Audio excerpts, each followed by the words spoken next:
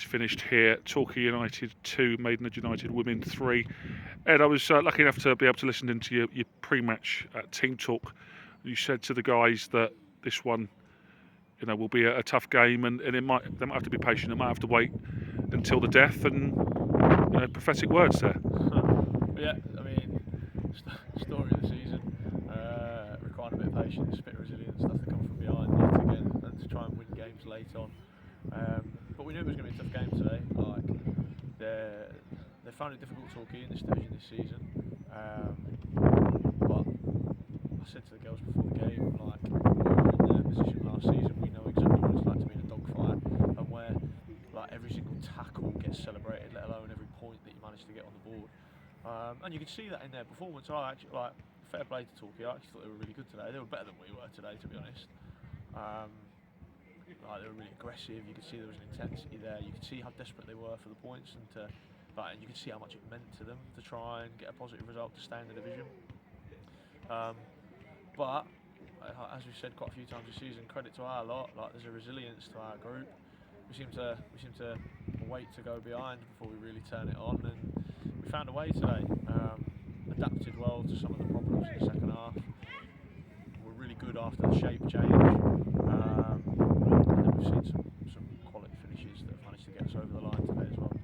Yeah, there were quality finishes, weren't they? And you've just alluded to the finishers, as you call them. You've always called your bench your finishers, and you've made a tweak today, so you're taking some credit as well as the.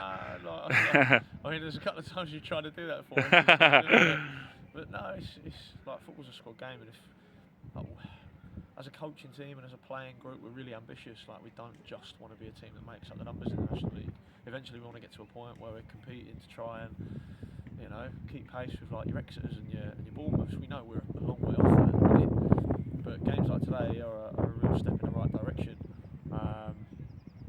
And to become teams like that, it's all about the squad. You can't just have 11 that bail you out of trouble or do the business for you every week. You've got to have depth, and you've got to have options to be able to change things.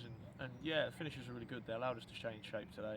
And when they came on, we always ask for there to be just some sort of impact, whether it's a physical impact in the distance they're covering, or like a social impact in the level of communication, how much they're influencing teammates, or technical impact with like goals and like adding a level of creativity that we've not had.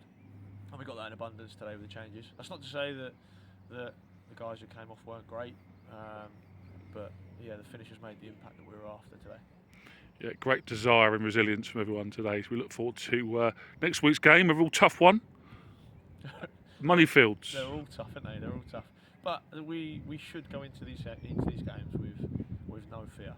I mean, Exeter and Bournemouth run away with it. Like, they're better than everybody. They beat everybody. But outside of that, like, we've shown that we can compete with some of the better sides. We beat Keynsham, who've been in and around third and fourth a lot this season. We've beaten Swindon a couple of weeks ago, who've been third for the majority of the season. So there's no reason why we can't fancy ourselves to go and get something off Moneyfields as well. Yeah, let's look forward to it next week. Well done, Ed.